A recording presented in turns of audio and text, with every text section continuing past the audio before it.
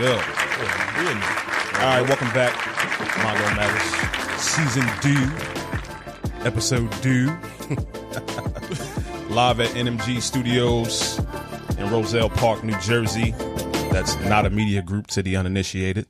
Yes, sir. But we are the initiated. We are. Yes, we are. League of Shadows.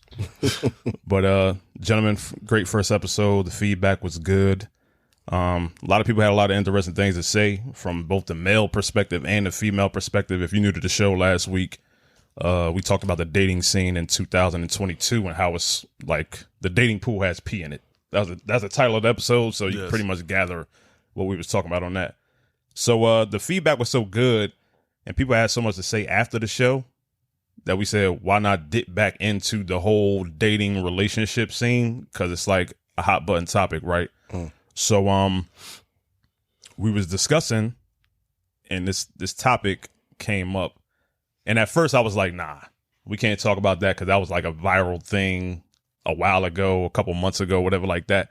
But as I started listening to other people talk about this topic, I realized that not many people really touched on the essence of what it meant.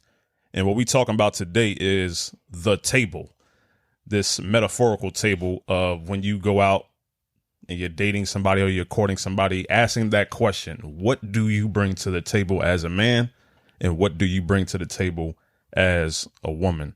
Whether or not that question is inbounds or out of bounds to be asking on a date, what the table is at all. We got to actually define what that means. And we also have to figure out what should every man or every woman bring to a table in a relationship, period. Right. So those are the topics of today's show. So let's get into it. Right. So there was this viral clip that went around last year from this YouTube channel called 8 at the Table. Right. It's like a little round table forum or whatever like that. They be talking about a whole bunch of relationship topics or whatever. And the clip kind of went viral. Oh, kind of. It did go viral. When the lady had a response. So I want to play the clip just so our audience has a reference point, and then we're going to react to it and get our own thoughts about what exactly the table means to begin with. Here's the clip. And every lady here, I want to know, what are you bringing to the table for the man that takes care of you? Here we go. And take notes. So what I do is I make that house that you pay for, that you pay that mortgage for, I make it at home. I cook the meals. I'm washing clothes. That's $100 a week. Don't play with me. I can get it made. No. You see that's where you're going wrong. It costs more than $100 a week to have somebody cook for you, to have somebody clean up after you. Because a lot of times you men become our children. You understand? Let me ask you a question, right? Everything that you're telling me can be bought. Guess what? I can have an assistant order me paper towels and toilet paper and groceries on Amazon. Actually, I get Whole Foods delivered to my house weekly. It's a subscription. I get meal preps every week. My meal preps is $120 and I get 3 meals a day. I make myself my own breakfast. That's 4 square meals. I have another cleaning lady. She charges me $100 a week to come clean. You are only saving me $600. In a nutshell, maybe you $600 to $800. But what I'm saying, maybe I live in a 5,000 square foot regardless, home. I'm managing your that services can be paid for. So what are you bringing outside? Listen, if you ask a man, what is he bringing to the table? I'm bringing a house.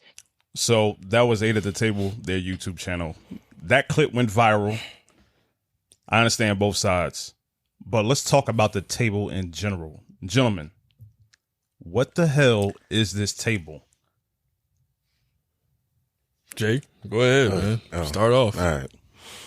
I feel like the table is, what do you bring? What value do you bring to this relationship? And it could be monetary. It could be emotional support. You have to bring something. You have to provide something to this relationship. Like, you can't just come in to the relationship and just be, for lack of a better word, a leech or just baggage. Like, nobody wants that on either side, male or female. So I feel like it's what do you provide, what you can bring, what is your value to this relationship. That's what I feel like the table is. Jay, peace, God. Yeah, I tend to agree with Jay on that aspect. Also can see it where the question can be kind of toxic. Like, why are we asking that question? through the process of dating, I feel like you will find the reason why what a person brings to the table and everything. But again, I tend to agree with Jay. Like, what value can you bring? How can you make me better? How can you make me be the best version of myself? So that's something I think about when where to define what the table is. So to me, it feels like a question that would normally come from from a woman towards a man, right? I kind of feel like in 2022, it's kind of like the new version of trying to find Mr. Right. You know what I mean? Like, what kind of nuances do you bring to the table outside of, good sex and the fact that you technically supposed to be my protector, especially physically or whatever like that? Like, what else do you bring that is going to enhance my life? And that could be the same thing said as far as a man asking a woman that question. And it's really just like the little subtle nuances of what can you do that's going to make my life easier, better, more pleasant, more structured, more worthwhile as far as my caring or the time I'm going to dedicate and money I'm going to dedicate to you. As far as like, do I feel like that's going to be supplemented by how you treat me? That's kind of how I look at the whole question about like, what do you bring to the table? Now, with all that being said, that question is absolute bullshit, in my opinion, right? Can you imagine, and we all men here, right? You go out on the first date, maybe even a second date, you having a nice dinner, y'all vibing or whatever like that, and the conversation is absolutely pristine. We going good, the vibes is great, food is good. I'm looking at you like, yeah, you're going to get a third date. But could you imagine that question coming out then? So Dre the peace guy, why don't you tell me, what do you bring to the table? It's going to be like, You're gonna change the whole atmosphere of the date, and probably potentially the whole atmosphere of the potential relationship that you probably could have had. Like, as I said, like before, why is this question being asked so early? Where through time you can see the development of a person. It doesn't. I don't vibe with that question. I would never ask that question on a date. I would just watch that person, observe them, and see, like, all right, this person can add this, be this benefit in my life or not, and that's how it comes. I got something to say. It's probably not going to go over well. I don't care. Ladies, I'm gonna be completely honest with you. I respect the fact you asked that question.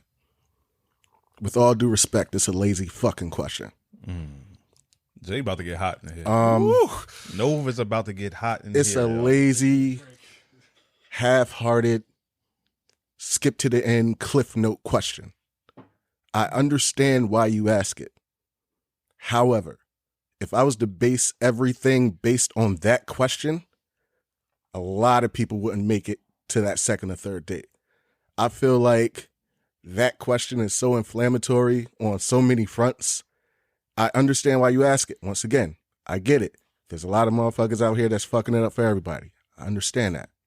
However, me as a man, if I ask that question, I'm broke. I bring nothing to the table. I want a mother. I want to be cared for. I want to be coddled. Facts. How? How is that? Explain that to me. Just because I asked that question, that puts me in a realm of, oh, I'm dealing with a little ass boy? Nah, we're not going to let that ride. So we always like to, at Mondo Matters, even force a devil's advocate, right? So we don't want to be in a situation where we all agree on the same thing. So I'll play devil's advocate on this one. If a female was on a date with you and that question came up and it was just like that, what do you bring to the table? I'm with you 110%, whatever like that. If she's so skilled in the way she talks or she got the personality where she could get that off and she asks us in an indirect way, what exactly do you bring to the table? Do you think it's a fair question, especially in the first early stages of a date, to try to figure out, I'm 37, I'm 38 or whatever like that. I got a kid or maybe I don't have a kid, but I'm career oriented, whatever like that. A woman trying to figure out from a man why you are worth a lot of my time being dedicated going forward. Do you have a problem with the investigation of whether or not you are worth this person's time? Because there may be like subtle things that you might respond to that question that might be a deal breaker for her. And she's like, yo, I'm trying to get that shit out now, so I ain't gonna waste too much time.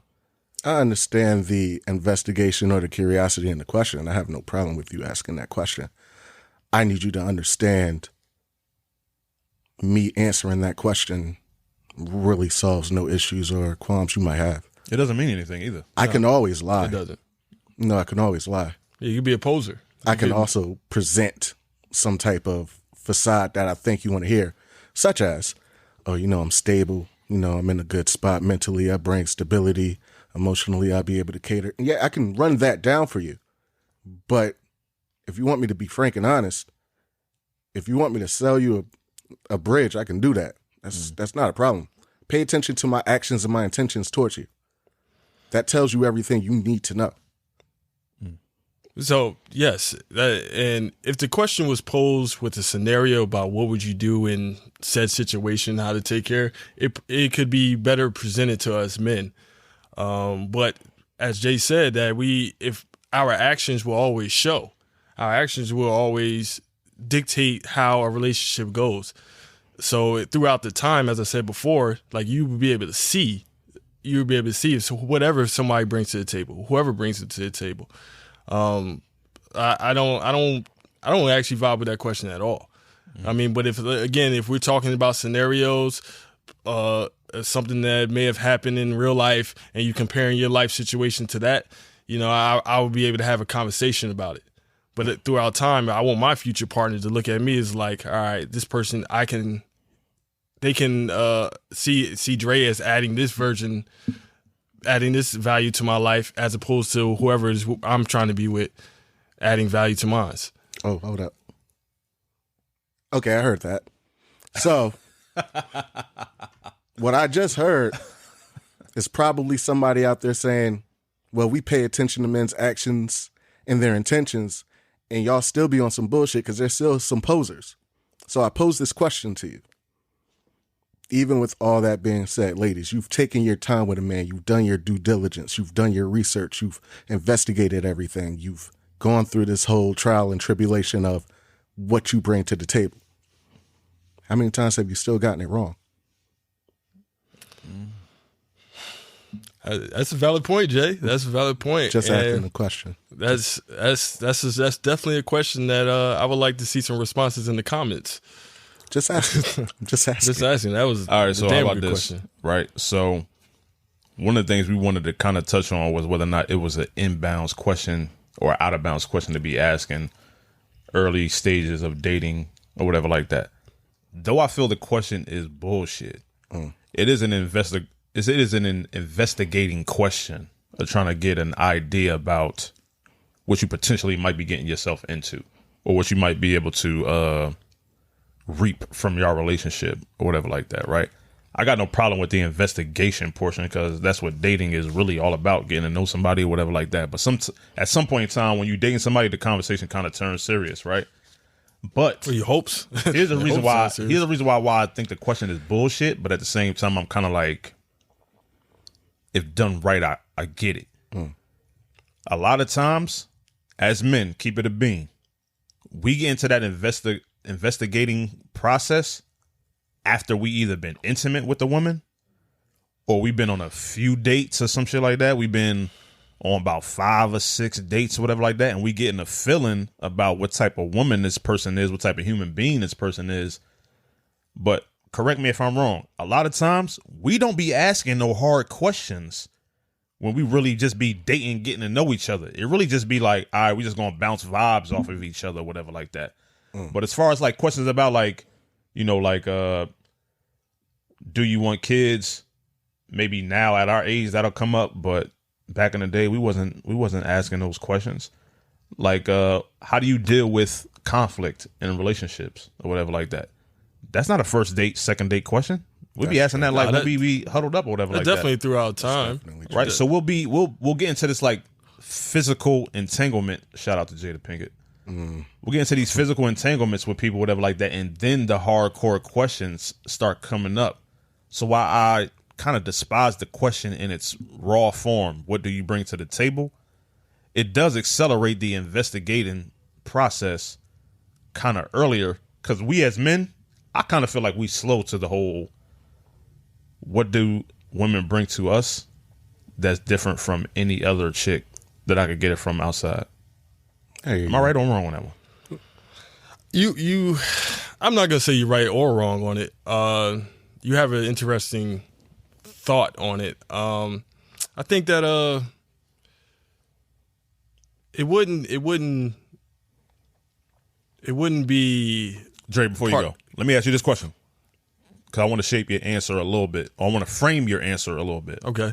How many times you been in a relationship with a chick that lasted more than 8 months, let's say 9 months, let's say, right?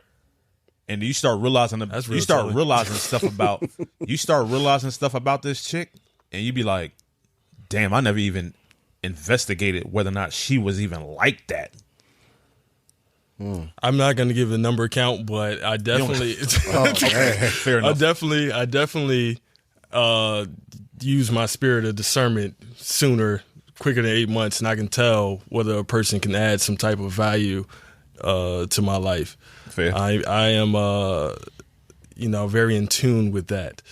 So it don't take me 8 months to see, like, all right, this person is probably not for me because of whatever situation or however her personality matches with me.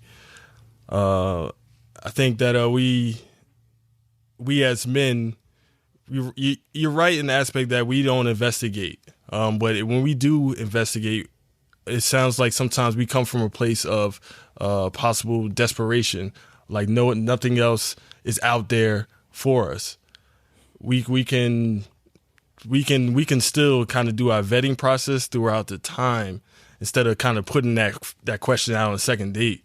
I mean, because you never know how a person can evolve. Also, like, it depends. It also depends what you want as your table. So we got to get to that. It's like, what do you want individually as your table? Yeah, we're going to talk about that later on the show. Yeah. We'll talk about that later on in the show. Yeah. But Jay, your response to that, as far as we're a little bit slow in our investigations. I feel like in the beginning we're slow because I think in the beginning we're still trying to figure out our intentions. We're still trying to figure out exactly what we want from that specific person. I also feel like when it comes to certain questions that we may ask, they don't differ. They just come out in different ways. Like, if I ask you, do you like children? Can you cook? Clean? Interest? Things of that nature. That's building the blocks in my head on what type of person I'm dealing with, what she may provide to me. I find that if I ask certain questions, in my head, I'm already expecting certain answers, so I don't ask them. I don't want to ask you a question that can serve up the alley-oop and make it easy, such as, can you be my peace? What woman is going to say no? I am peace. Who's going to say no? No, but you might find a real woman that's going to be like, I don't know. And I would respect that. I would absolutely respect that. I would respect that too. If I was like, I don't know what your peace looks like. Or even, or even deeper, somebody that's able to express, I might not be at peace with myself. So how can I bring peace to somebody else? But that's a deeper topic. We're not ready for that. That was not ready heavy. for that. If that shit come out on a date, We're not ready for that. What Leonardo DiCaprio saying, Django? Like, you had my curiosity. Now you got my attention. Yeah, What are you talking about? You that introspective? Okay, cool. So we kind of talked about like what the table means exactly. It's pretty much what somebody brings to the table means. What kind of things do you bring to a relationship as a teammate that is an asset to not only yourself, myself, but us as a team that's going forward? I say that we're a little bit late to the investigation process or whatever like that. But my question to y'all would be, do you think this is a good question to ask or a good conversation to get into on a first or second date about a woman's previous relationship history. Like, talk to me about how your last relationship ended. And then maybe with those details, you might get a lot of information about what exactly she brings to the table from a negative point of view and also a positive point of view. Yeah, but how would you ask that question? So, I mean, that's kind of like asking, what do you bring to the table? How would you ask that question? Well, I'm a master of words, so let me hear you ask that question. So it would be a situation like, to me, all right, let's just keep it a bean. I don't mess with no ugly chicks, whatever like that, right? So I'm on a date with this beautiful, dark skinned, whatever, right? And we vibing, whatever like that. And I'm like, yo, you beautiful. You damn near a 10, like, but you sitting up here with me and Ruth Chris or whatever. You single. What happened with your last man? Like, something went wrong that was like it ain't work out or something like that. Like, how the hell are you 36 and still single? And what happened with your last relationship? It'll be on some shit like, if you can't answer that question, then whatever. He wasn't the right fit for me, or we had a difference in opinion as far as what our futures held. Maybe he wanted kids, I didn't want kids, or I wanted kids, he didn't want kids. He cheated, I cheated, whatever like that. It's sort of like, I'm gonna make it a easy, honest, open conversation for you to have, to be on some shit like, yeah, this is what happened. That went wrong. I feel like it's a fair question to ask. I feel like you should ask that question pretty early, in my opinion. But I also feel like, just as the "what do you bring to the table" question is such an inflammatory type of question for us to answer, I feel like asking a woman about any past, anything she went through or is going through, or anything else, you have to keep in mind a lot of things. The situation, the person she was dealing with, the frame of mind she was in. You can gather some things from that question. I feel like you can gauge whether or not, whatever happens. I always have a sense of, no matter what type of question I ask, if I ask this question to a woman, there's never really going to be a specific point where it's going to be like, I was the villain. I don't feel like I've ever got that answer. I don't feel like I've ever had that contrition of, I was dealing with somebody, maybe once. I was dealing with somebody, and things went a certain way, or he did this, or he cheated, or it just wasn't that. It's never been a situation as in, I was dealing with a man I wasn't ready for. I've never heard that. No, actually, I've heard it once. Shout out to that person. I heard it once. But I don't get a lot of contrition from that question. So therefore, I may ask it, but it's not so much in the, I'm curious on what happened. I'm more so curious on the answer you're going to give me.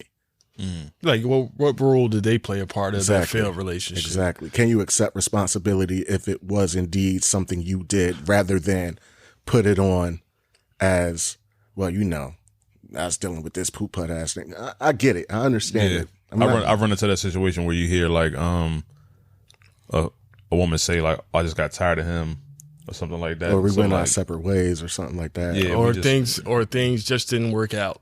We grew apart. We grew apart. Things just like didn't work out. I think I've heard that a few times. That's really like a way to peer into like what type of person you is, whatever like that. Maybe you just went through like a real self realization, or you realize some stuff about yourself that you didn't know. You start growing within a relationship, and then realize, I don't think I could grow any further with this person by my side, or whatever like that. And that's all fair stuff, or whatever like that. But me as a man, I'm gonna be picking up on all them clues, thinking like, I'm really not trying to catch some female out here that's in transition. Because while you in transition, you might be figuring out stuff about yourself on a daily basis. I need somebody that's more concrete, or whatever like that. Like, you know what? I might grow as a person, I might change as a person, but I know this about myself, I know this about myself, and I know this about myself. You could count on that, just like taxes is going to come out of your check. Like when you shitty and you need my help and you call me, I'm gonna be there. You can count on that. I might not be perfect in no other areas, but you can count on me being there if you need me. Stuff like that. As a man, I'm thinking like, I could build off that. I could definitely build off that. But if you start investigating, Go ahead. I was gonna say, but Dre. like, so to your statement is that nobody's a finished product. Yeah, I mean, we not. all can involve, whether we're in a relationship, out of relationship, we all evolving, right? So yeah, we do have those core things that, again, I tend to agree with. Like, you can count on me when it comes to certain things. I'll be there for you, or I'm very supportive, whatever it may be. But as far as like some other stuff, I still can learn from, just as well as a woman can learn from. There is no thing that cannot be improved upon in any relationship. I agree. You need somebody you can grow with, and you need somebody you can further that progression with. I think the constant, as we point out, is sometimes people deal with people and they grow apart. I don't look at it as a matter of growing apart. I look at it as a matter of somebody's growth stopped. And sometimes you can't help that. You can't control that, and you can't force somebody to grow. Sometimes it takes the separation and the absence of that person for you to reach your full potential and sometimes realize what you're dealing with. I don't have a problem with that. I think my main thing is, as much as we can acknowledge the growth, sometimes you have to acknowledge looking at things from a different perspective on maybe I was putting some past traumas, some undealt with traumas, some undealt with pain and expectation on somebody. I think the worst thing to do now is, I find that a lot of women that I've talked to view relationships now, and they go into it like, I don't want to have any expectations. I don't want to, get my hopes up.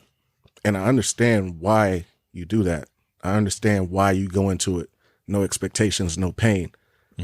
But when was the last time you wanted something and you went into it with no expectations, and it was something that it was like something you really wanted? I feel like when you want something, expectations are needed. See, to me personally, I kind of feel like when it comes to, like, y'all know me since I was a young buck, whatever like that. Just with the good hair, right? I'm all the way this way, or I'm all the way that way. I'm 100% in, or I'm 0% out, for better or for worse. I kind of feel like when people say stuff like, I'm not going into this thing with any expectations, in a way, all you're really doing is trying to hedge your bets for your emotions. And to me, if you go into a relationship with somebody with any ounce of cowardice, you're not going to start off on a good foundation to begin with. And what I mean when I say that, what I'm saying is, if you going over like that, and if you going into a relationship with somebody, you start courting somebody, and you say, yo, I'm feeling him, I'm feeling her, I like him, the vibe seems cool, I can see myself taking this person very seriously or whatever like that, but I'm only going to like half step certain stuff. Like, I really feel a certain type of way, but I'm only going to say this. I feel like I might be falling in love with you, but when we start talking about having conversations about like how you feel about me, whatever like that, I'd be like, I feel like we're in a good spot. Like, it's all right. I'm just taking it day by day. When you fall in love with this person, it's like, now you doing us both a disservice by not being honest. And then that's when it comes 6-7 years down the road, when you start really having to contend with like real feelings, when y'all start having problems, you like, I never knew that about that person, because you wasn't honest from the get-go. That's the biggest thing about the table for me that I have a big problem with. And you kind of alluded to it. You kind of alluded to it too. Even answering that question, most people are not going to be honest, because the question itself almost comes off as like a job interview type of question. That is exactly a job. what it is. It's fucked up on both parts. It's really fucked up on both parts. The person that's asking it is assuming that your table is in order and that your life is so good that you got the ability to ask some other stranger that you're getting to know, what do you bring to my life that's going to improve my situation?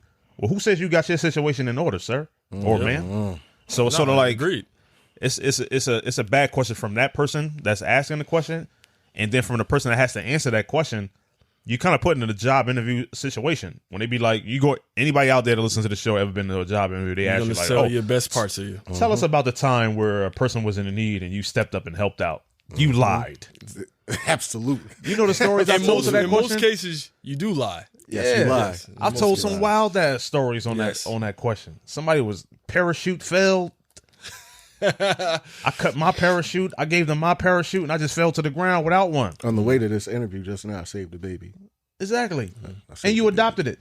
Congratulations. Thank you. Appreciate it. So it's sort of like, to me, it's a question. I would say, if we had to put a vote on it, mono matters. Going around the table, to me, as far as the first couple of dates, vetting process, courting process, I'm going to say, asking the question, what do you bring to the table, is out of bounds. That's J Optics' vote. Nove? I don't like the question at all. Out of bounds then. Out of bounds, definitely. Dre the Peace God. It's definitely out of bounds, man. Definitely out of bounds. I already said that I disagree with the question from the beginning. There's no way that if I'm on a date with a person, I'm gonna ask that question because I don't. As Jay said earlier, you don't know if you're gonna get the genuine response from them. So with that being said, it's a tacky question for me,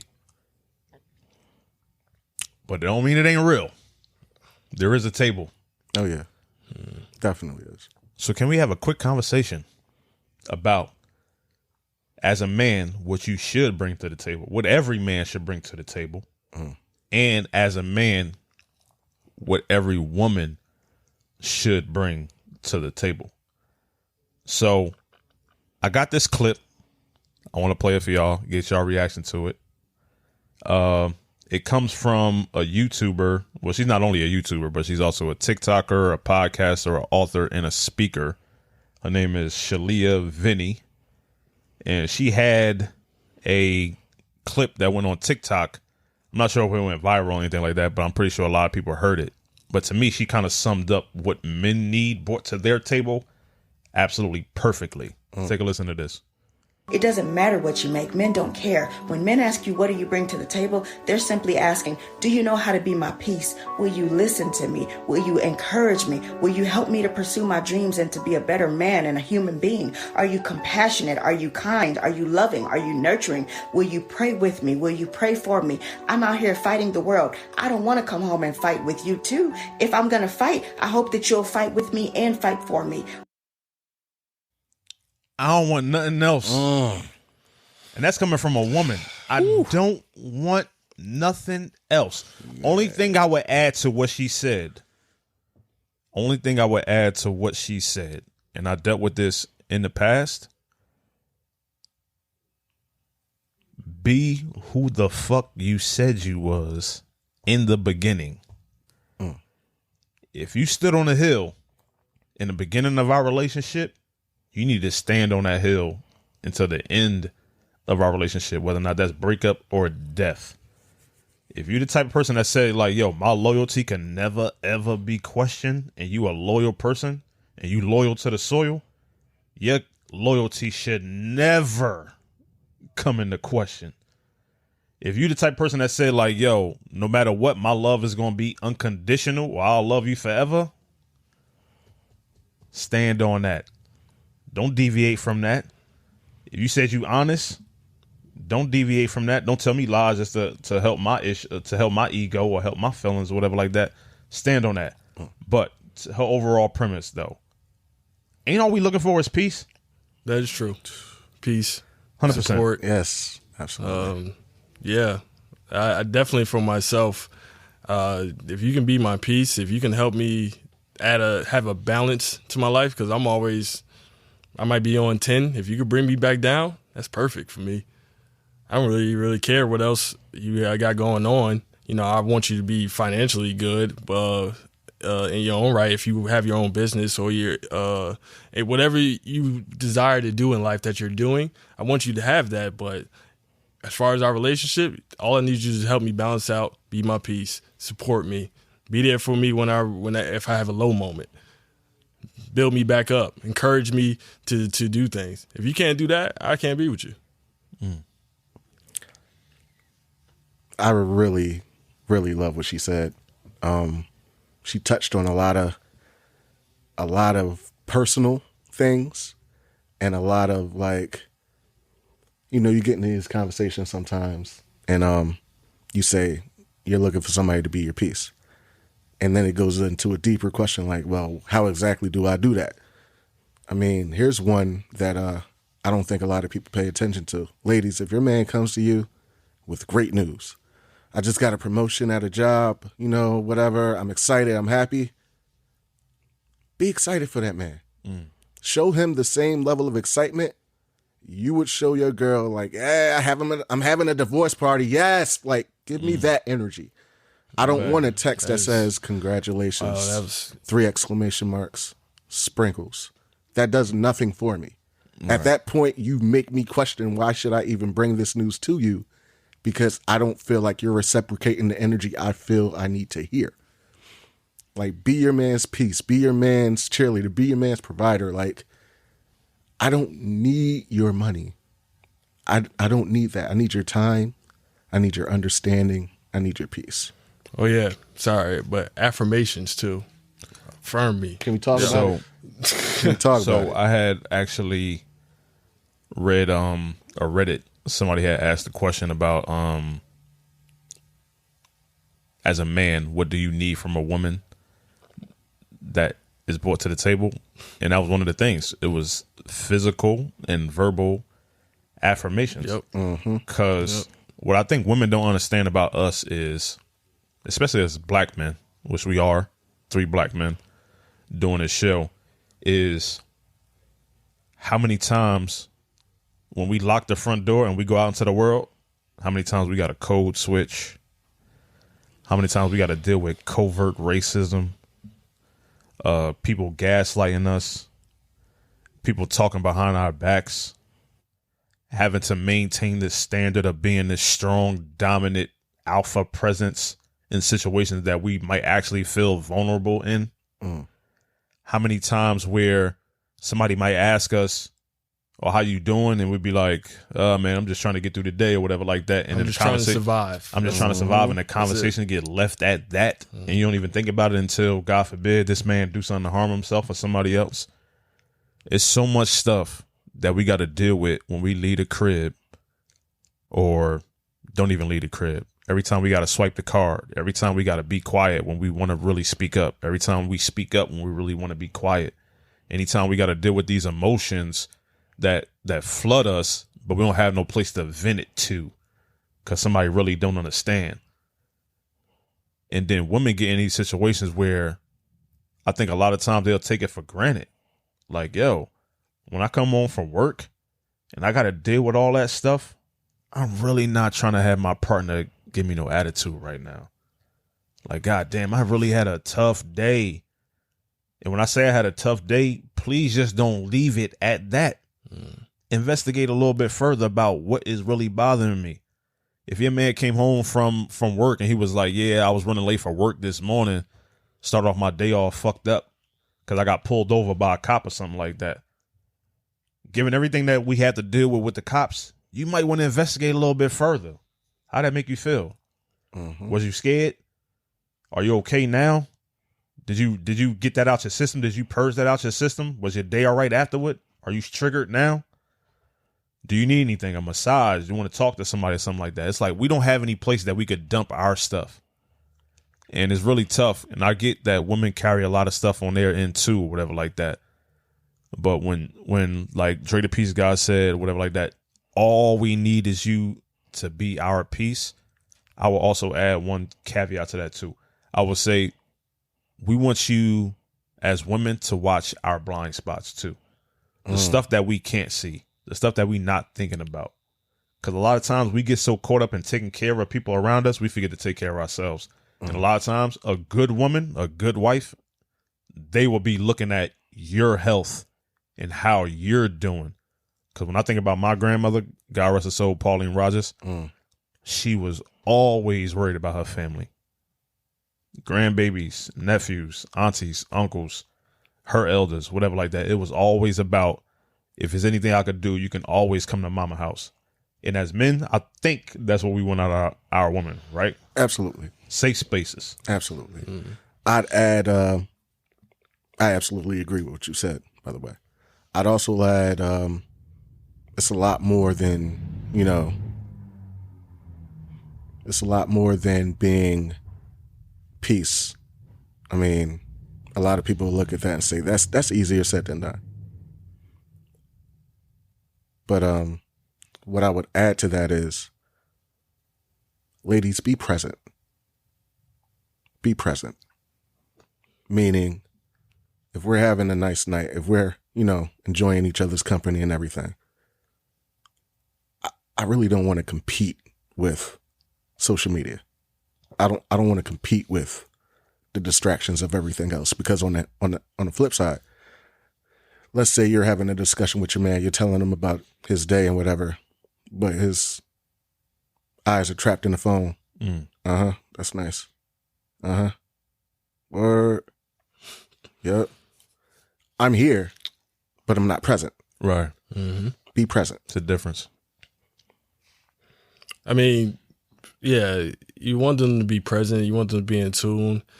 I mean, I would prefer, if I'm having a tough day or I have a situation, you ask me how can you support you. You say those words to me. Don't tell me it's gonna be okay.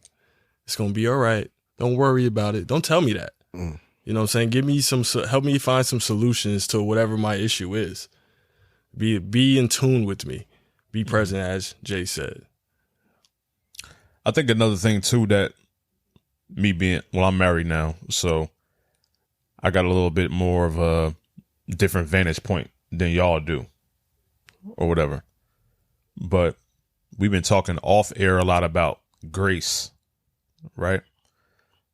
So I kind of came up with the term like space and grace.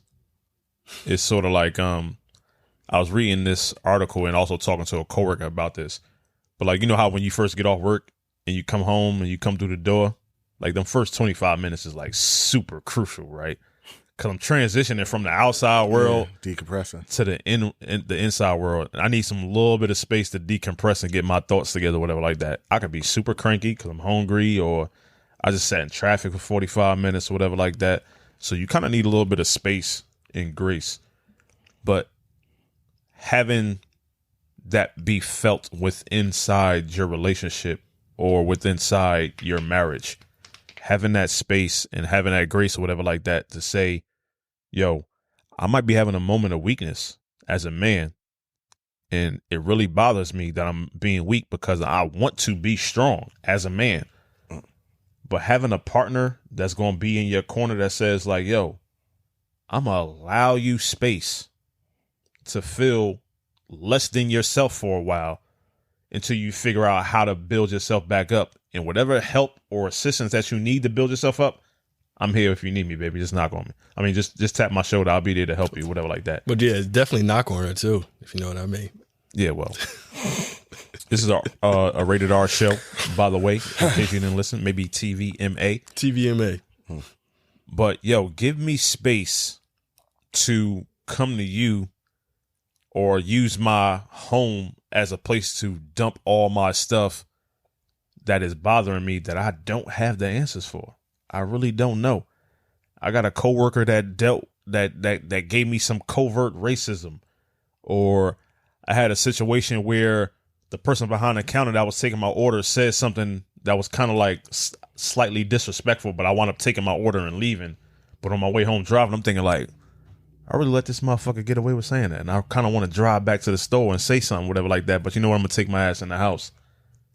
I don't really want to be dealing with your attitude right now. Maybe you could kind of help me through that process or whatever like that. But anywho, I want to make sure we get the other side of the conversation before we go too far. We talked about what we want our women, or we want our women to bring to the table, like as far as an overarching thing. What should all men bring to the table when it comes to a relationship? Start off with you, Nove. All right, ladies, I hear you. I've heard you. I hear you. I hear you. Sound like Roger Goodell. I hear you. Number one thing, consistency. Be consistent. Be consistent in your actions. Be consistent in your intentions. You talking about as a man? Be consistent. As a man, be consistent. Gotcha. Stability. Bring something. Emotional stability, mental stability, financial stability. Bring stability. Don't be all over the place. Don't be up 1 second, down the next, up 1 second, down the next. It's hard to build a foundation on quicksand. be stable. Have a plan, have a goal, have aspirations, have direction. Don't just be out here getting whisked in the wind. You have to have some type of compass for yourself as a man before you lead a family. You have to be grounded yourself in order to lead. Be present. Also be present for us. That's pretty much what I think you should bring. You got to bring consistency. You got to be stable financially, and you got to be able to lead. I think that's a big thing I've heard too, is a lot of women find contention in the fact of, as a man, I'm looking for, feminine energy. I'm looking for not so much submissive, but feminine energy. The argument has been brought back and forth like it's hard to give feminine energy to somebody where you smell and detect feminine energy. And still be looked at the lead as well. Exactly. It's tough, yeah. So you have to be in a position to lead not only your family, but you have to have that compass for yourself in order to lead anyone. Bro, that's so fucking hard, bro. So, I was going to ask you a question, though, Noph. Like, so what is, in your opinion, what does that look like? Being stable, from that angle, knowing yourself, having control of self, being perfectly aware of who you are, what you want. Your intentions aren't random. They aren't spiked. You're consistent. You're calculating. You have a plan. It might not be set in stone right now, but there is a plan A, B, C, D, E to get there. Like, you have to be able to formulate your plan, put the steps in motion, and plot your course. We do this thing, not saying all, but some men do this thing where they'll talk a good game. Of course. Such as, everybody has a representative in the moment. Like, I have this plan in place. I'm going to do this. I'm going to do that. I'm going to do that. I'm going to do this. Sounds great. It's great ear honey. Love it. Ear honey. Yes. Copyright. Vocabulary word of the day. Don't nobody take that. But when it's time to put, feet to pavement and put the steps in place, excuses pop up. Oh, no, I can't do that because of this, and it's going to take that for this. But then if I do this and do that, I'll be able to do that. Like, no, be intentional. Be intentional, be concise, go forward. And that's something along the lines that I was going to say, be intentional, be direct. Of course, we need to learn how to support our women better also. We just can't always be the ultra male and be like, hey, I got this, that, and the third, and you're going to be this way. No, we got to support our women in whatever endeavors they into, whatever their heart's desires also. And also, I feel like as a man, we need to also learn how to be a nurturer. We need to know how to try to, especially where it comes to balancing out a child, or children if you have multiple. We got to learn how to be a nurturer also. So those, of course, the natural things are providing protection and all that stuff. And I think it's another P, or I might be missing it, but you can fill that in. Yeah. So I feel like I've probably been in the longest relationship out of anybody up here, and I'm also married. So a lot of things change when you start talking about the parameters of a relationship being that we intend to be together forever, right? When you start thinking about the long term where, okay, if I'm thinking into my 60s, my 70s, my 80s, God willing, if I make it to that age, I got to chill with this person, or I got to have this person be my person. Your whole criteria changes a little bit, right? So what you want is the fact that you're honest enough to know, and you've been a human being long enough to know that everybody is going to change. Everybody's going to go through cycles in their life where things that they're interested in, they're no longer interested in. Things they once weren't open to, they're now open to. It comes back to that concept that I mentioned previously about space and grace. As a man, you have to leave your woman space in order to change into the best version of herself at every single checkpoint of the relationship. You might get with somebody who is super employee chick. I'm just trying to take care of this. I'm just take care of my bills, take care of my coins, take care of my chicken, and that's it. But at some point in the relationship, she might get super ambitious about being an entrepreneur. I want to go to work for myself. I'm tired of being an employee or whatever like that. So a lot of that, part of my French, boss bitch attitude might start coming up within the relationship. And that boss bitch attitude might come off as masculine energy. You got to have it so secure in your position that you allow your space, or you allow your woman's space to be on some shit like, you feeling yourself. You trying to be a go-getter. You really want this shit. You really aggressive about this. I'm going to allow you space to do that. So even the way you talk is more aggressive. It's more intentional. It's more focused. And you feeling yourself. It might come off as cocky. It might come off as like, stay out my way. I'm about to go conquer this or whatever like that. You got to leave your woman space in order to have her be in a position where she could go dominate her goals. All right. So that's number one. Space and grace on that. Another thing I would say, as far as like what a man should bring to a table in a serious, committed relationship, is I had a mean argument last year on Facebook with one of my friends. Shout out to my man New Money. And we was having an argument about gender roles in a relationship and whether or not a man should always take the role of, yo, I'm head of the household, what I say goes, and that's that, whatever like that. While I disagree with the whole fact that like whatever I say goes portion of it, a man in a relationship should be the head of the household. Why?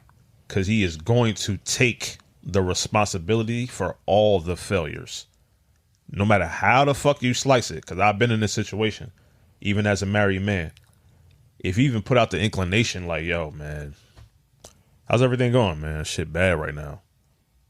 The first place they gonna look is the man. Mm-hmm. When you say, or if a chick say, yo, I got divorced, when people ask, oh, what happened? Mm-hmm. What did he do? Exactly. Yeah. That's what it really means. Yeah. So if I'm going to take the brunt of the responsibility for the failure, you have to take the brunt of the responsibility for the successes. So that kind of leads to both of y'all points as far as a man being a leader in a relationship. I say all that to say, figure out your leadership style. That is the single most important ingredient I could give to any man that's out there listening to this show. If you're going to be in a relationship with a woman and you plan on being committed to this person for a long time, figure out your leadership style. There's masculine energy and there's feminine energy. And there's nothing wrong with being a man and having feminine energy at all. And there's nothing wrong with a woman being out there having masculine energy at all. But you make sure that you with a partner that can balance that. Yep. And if they're going to balance it, you got to train yourself to also balance that stuff too. Yep. Be vulnerable when it's time to be vulnerable, but be firm when it's time to be firm. And that is a learned skill. So I say that having the ability to be self-aware is super paramount as far as being a man in a relationship, for sure.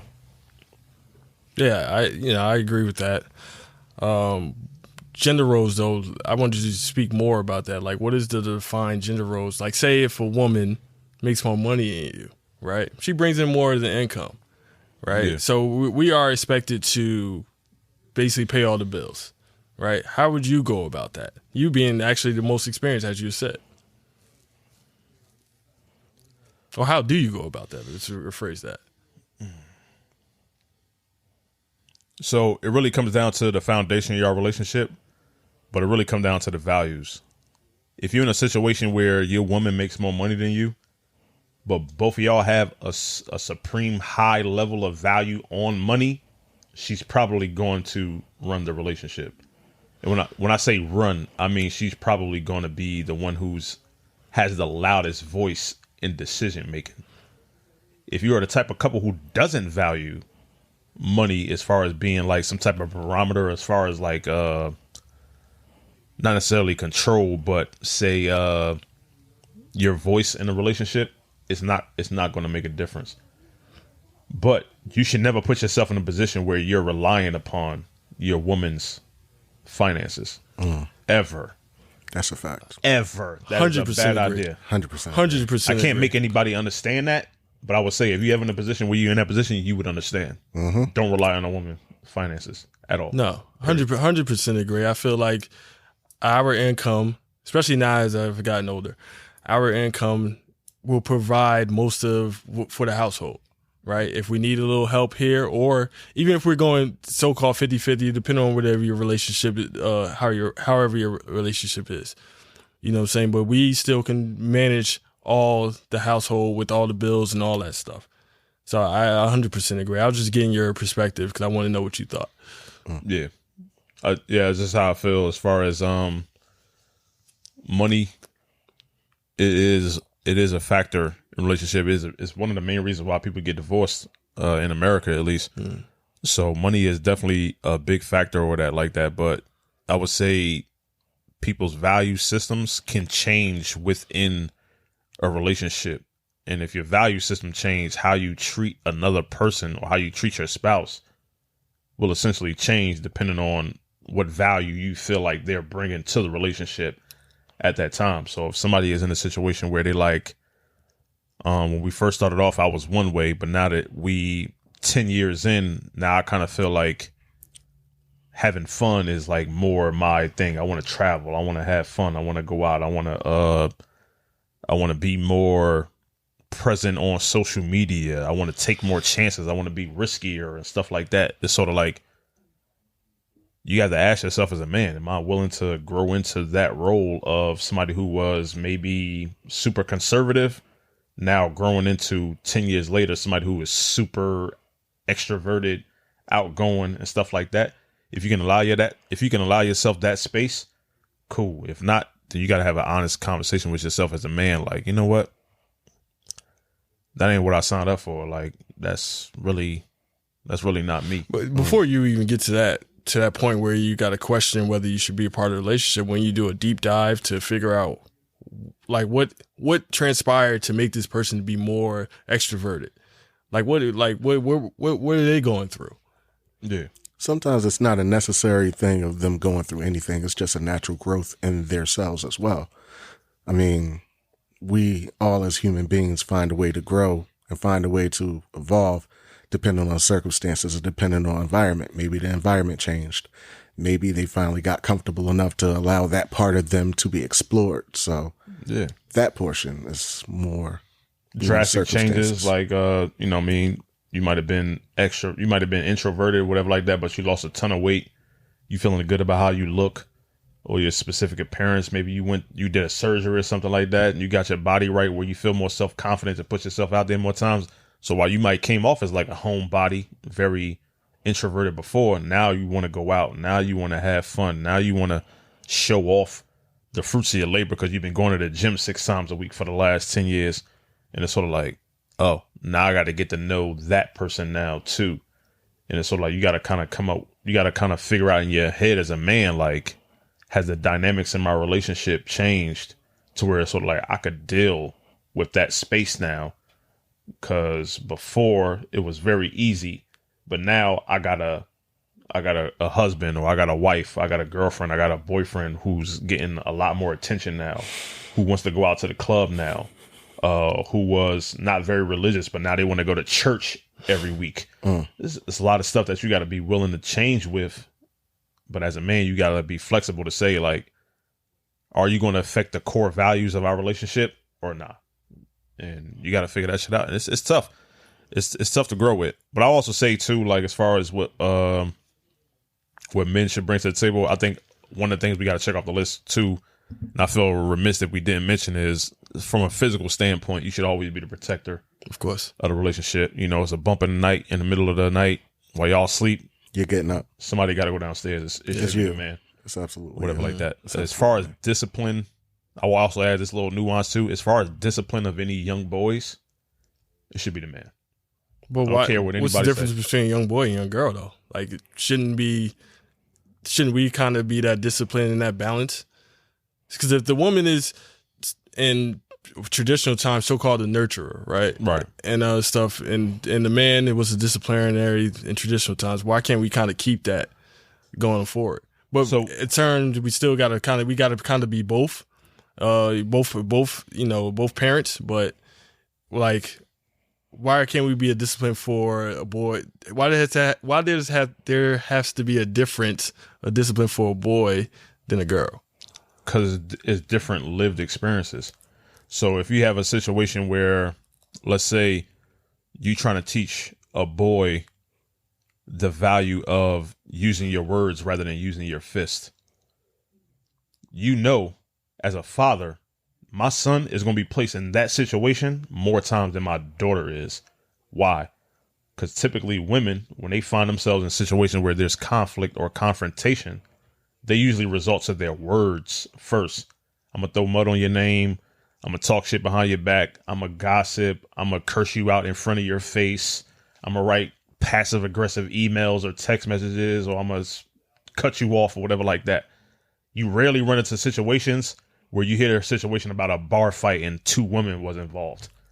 More times than not, let's say 8 times out of 10, it's probably 2 dudes that got into some altercation because, yo, you looked at my girl the wrong way, or you stepped on my sneaker or whatever like that. So while, yes, a father should be involved in the disciplining of his daughter or whatever like that, it shouldn't be a situation where you neglect the fact that you need more time with your mother as far as understanding how a woman is viewed in our society, because I can't possibly ever have that conversation to say, oh, baby, you went too far on that one. I don't know what too far is for a woman, but I know what too far is for a man. So if your son came home, if Sai came home and was like, yo, this boy said I was soft, and he keep calling me soft every day. At one, you'd be like, man, you ignore, you do your job, you go to school, you're supposed to be like, but as a father, at some point, you're going to be like, if you keep calling you soft every day, there probably be some people that's going to start to believe that. And you can't walk around as a man and be soft. Yeah, your name is your name. But you can walk around as a girl and be thought of as like, oh, she don't want no smoke. That's fine. With that scenario, right? If my son came home and told me that he was soft, somebody that called him soft, I'll tell him, again, like you said, ignore. You know, if it persists, you ask him like, yo, what's the problem? I would teach him how to use his words before he tried to get to physical, but also like, I would have to dive deep into him. It's like, what is behaviors that he's showing that another kid could think that he's soft? And all stuff, and then work on building those behaviors, right, or conquering those behaviors, those negative behaviors or behaviors, period, to like, all right, he's not soft. Maybe because my son may be soft-spoken and everything, they might think that he's soft. But no, you see how you took that second step of being, I'm investigating like why they think you soft. Mm-hmm. That's your testosterone pumping out right there. Yeah, because if your daughter came to you and was like, yo, these chicks think I'm soft, you'd be ignore like, ignore them. Who cares? But of course, I don't give a shit. I differ from that, for real. Like, if I had a daughter and she came home and was like, oh, they calling me names, they think I'm soft. I'm like, yo, why do you think you soft? Like this. No, I would say that. You may not agree with me, but I would say that. Like, why do you think you soft? It's like, what behaviors are you showing to think that for them to say that you're soft? I do agree with that. A question needs to be asked because it's not just coming from nowhere, or maybe it is, but at the end of the day, you have to get your child's perspective on what they may be seeing, or why do you feel like they're calling you that? No, don't get me fucked up. I would wonder why they're calling you soft. You're just not going to ask. It just wouldn't bother me to ask. Like if I say, yo, why you think they calling you soft, baby girl? And she'd be like, I think they think I'm soft because this, that, and the third, or whatever like that. I'd be like, oh well, whatever. Who cares about them? No. If my son, it depends on what she says. It depends on what she says. Really on what she says. All right. Obviously, it depends on what she would say. All right. That goes without saying. But if, let's say, it was like something like super minute, like something that happened when I raised my hand in class and I said something that everybody else wouldn't say, or you snitched on somebody that did you wrong or whatever like that. Cool, whatever. All right. My levels as a man, as a father, is going to go up 10 times that amount with my son. Like if my son ever snitched on one of his classmates, That is a conversation I'm about to have with my son. Wait, what? It's a conversation I would have with my daughter as well. But I'm telling you right now, it won't be the same conversation. Because there's a difference between how men out here who snitch get looked at and girls out here who snitch that get looked at. So I'm going to have that conversation based on those parameters. You got to go into a room as a woman and show grace and show composure. You got to go into a room as a man and have self-respect about yourself, integrity about yourself, character about yourself. And when you speak, people look at your word differently than they do a woman. That's just a society that we live in. A woman that gossips ain't different than a man that gossips. Yes, that is true. I look at right when men gossip. I'm like, yo, what are you doing? Why we talking about? Why are you talking about her? Yeah, behind her back. I understand that, but when it comes to your scenario, we're talking about snitching, and you mentioned the word integrity. I feel like if you're gonna have integrity, you're gonna tell the truth or do what's right without being seen. So if my son was a so-called snitch on something because he probably seen an injustice or something that was done wrong, and he wants to shed light on it and tell the truth. And I would expect the same thing from a daughter if I had a daughter. Right. So, I mean, I like I said, I kind of agree, but with that scenario, no. I think that if it goes to gossiping and talking behind people's back, if my son was doing that stuff, like, nah, we don't do that. That's not what I taught you. You know what I mean? For a young girl, I would say the same thing. I don't want nobody to gossip. I don't want anybody. If you are a gossiper, that means you are prone to, or you could be susceptible to like nonsense. You can just be taking in garbage, and that's not the person that I would be wanting to raise. That's not the impression that I give off to raise a child. Mm-hmm. That's a fact. Yeah, great. All right, so before we wrap up the show, obviously we got to throw out our social medias. Mind On Matters at Instagram. You can follow us there. We'll be posting daily content, clips of the show. We're thinking about getting a Twitter page. Bro, I can't stand Twitter. I've never been on Twitter. I cannot stand Twitter. It's a dangerous place, and we just might put Nova in charge of that because I wouldn't be able to do it. Oh, no, he's already designated. He designated. Yo, Black Twitter, bro, it is weird place. I done got crucified up there. Anywho, we also have a brand new Mind On Matters YouTube page. Yes, sir. We'll be posting full episodes and clips up there as well. See our lovely face. So please, when you see that run across your timeline, make sure you subscribe, like, share, do all the other buttons that they have up there. We also have a Mind On Matters Facebook page. Yes, we do. Where we also be posting clips and full episodes, as well as polls and questions and all type of stuff like that. As far as shout outs is concerned, I got a couple of shout outs to make. One, I want to shout out this company, the Black Vegan Shop. I get a couple of their products right now, but I want to shout out their particular product that I've been taking for the last 3.5 weeks. Their Tongat Ali, which is essentially long jack. I don't know if y'all ever heard of long jack root, but it has some benefits. Yeah. So I don't got to drink a Guinness stout no more. I could take some Tongat Ali or whatever like that. It's good for your energy. It's good for your stress levels. And dudes out there that might be dealing with a little bit of bedroom problems, it take care of that. No problem. It's a good company. I also take their black seed oil products. Another shout out I want to give is to a colleague of mine who recently passed away, Bill Green.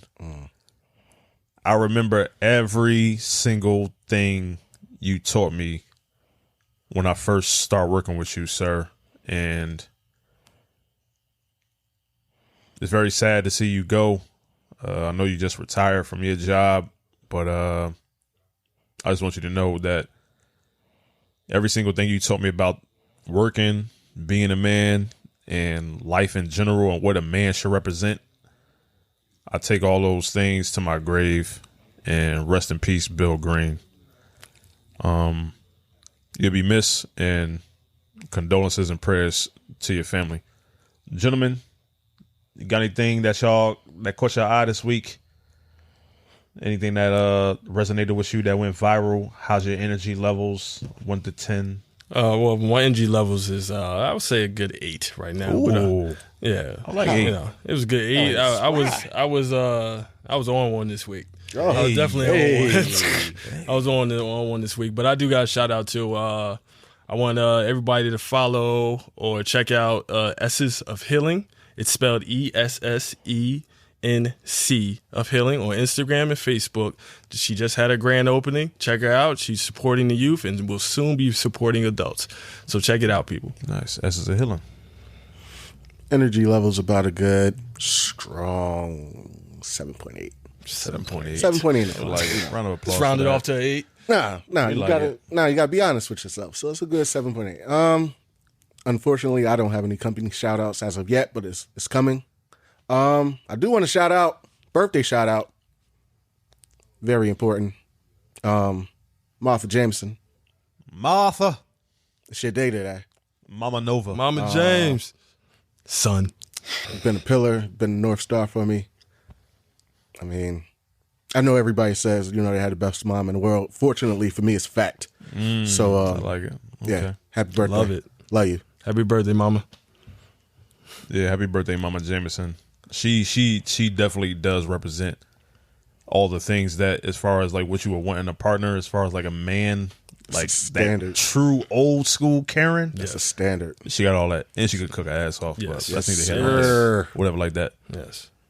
Dre the Peace of God, you got something in the Battle Cry book? Shout Oh, out to so Jason yeah, Williams. I was introduced this Battle Cry book to my brothers and everything. Dr. Jason Wilson. Follow him also on Instagram. He's a wonderful guy, inspiration. Yes, The one thing that stood out to me in the book is love without limits. Love Without Limits. Love without limits, and that I feel like we can use more of that in this world today. Facts. Jason Wilson, excuse me, he is a great follow on Instagram. I will say that. He's a very engaging follow on Instagram, and this book is great. I just started it. I'm probably about halfway through, so even on the first page, I read some stuff that kind of like changed my whole attitude as far as being a warrior and thinking about life as being a warrior and dealing with every single thing that you deal with as something that you need to conquer and not ignore. So shout out to him. Battle Cry. Get the hard copy, sit with it. That is going to conclude Mondo Matters Season 2, Episode 2, live from NMG Studios, Not a Media Group.